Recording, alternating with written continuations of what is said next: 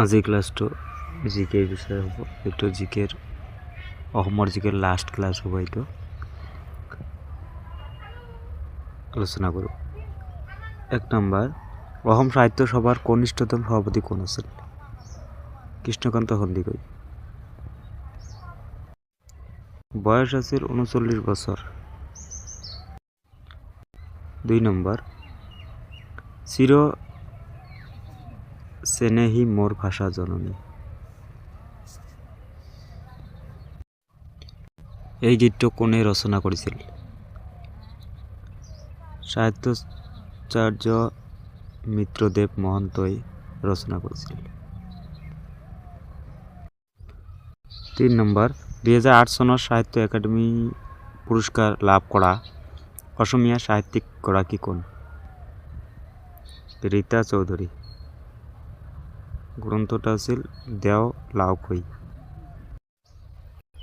4 number, ৰাষ্ট্ৰপতিৰ পদ্মশ্ৰী উপাধি পোৱা প্ৰথম অসমীয়া গৰাকী কোন? নলিনী দেৱী। 5 নম্বৰ, অসমৰ মাটিৰ জৰীপ কাৰ্য প্ৰথমতে কোন প্ৰৱৰ্তন কৰিছিল? স্বৰ্গদেউ গদাধৰ সিং। 6 নম্বৰ, আহোমৰ প্ৰথম ৰজা কোন আছিল আৰু তেওঁ কিমান দিন ৰাজত্ব কৰিছিল? চুকাফা। তেওঁ মুঠ 40 বছৰ ৰাজত্ব কৰিছিল। 7 নম্বৰ, আহোমসকলে মুঠ কিমান বছৰ ৰাজত্ব কৰিছিল? 40 বছৰ ৰাজত্ব কৰিছিল। 8 নম্বৰ, ৰাষ্ট্ৰপতি পদ্মভূষণ সন্মান পোৱা প্ৰথম অসমীয়া কোন? প্ৰাক্তন মুখ্যমন্ত্ৰী বিমলা প্ৰসাদ চালিহা। 9 নম্বৰ, মাদ্ৰাজত প্ৰথম অসমীয়া ৰাজ্যপাল কোন আছিল? বিষ্ণুৰাম বেদী। 10 নম্বৰ, অসমৰ প্ৰথম মুখ্য ন্যায়ালয়ৰ ন্যায়াধীশ কোন আছিল? হলিৰাম ডেকা।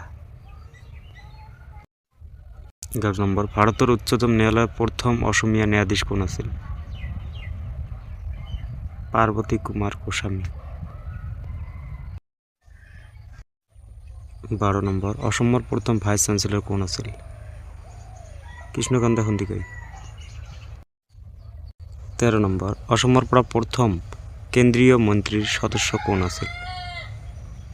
সুৰেন বুঢ়াগোহাঞি। 14 নম্বৰ, প্ৰথম অসমীয়া বিমান প্ৰশিক্ষণপ্ৰাপ্ত ব্যক্তিগৰাকী কোন? মহানন্দ দাস। 15 নম্বৰ, ইংৰাজী ভাষাত প্ৰথম অসমৰ নিৰ্ভৰযোগ্য বুৰঞ্জী প্ৰণেতা কোন? Sir Edward gate. 16 নম্বৰ, ৰাষ্ট্ৰপতি পদ্মবিভূষণ সন্মান পোৱা প্ৰথম অসমীয়া গৰাকী কোন? প্ৰাক্তন মুখ্যমন্ত্ৰী বিমলা প্ৰসাদ চালিহা। 17 নম্বৰ, সৰ্বপ্ৰথম কেন্দ্ৰীয় মন্ত্ৰীসভাৰ অসমীয়া মহিলা মন্ত্ৰী কোন আছিল? ৰেণুকা দেৱী বৰকটকী।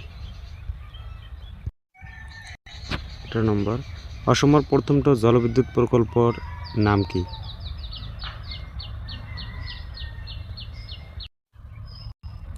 কাৰ্বি লাংপি। 1979 চনত নিৰ্মাণ কৰা হোৱা এই প্ৰকল্পৰ কাম 2007 চনত সমাপ্ত হয়। 19 নম্বৰ, অসমত কপাহ উৎপাদন হোৱা ঠাইখনৰ নাম কি? নিকিৰ পাহাৰ। 20 নম্বৰ, অসমৰ বাঁহ বেতৰ বস্তু আৰু জাপি উৎপাদন হোৱা ঠাইখনৰ নাম কি? নলবাৰী জিলাৰ মুকুচি গাঁও।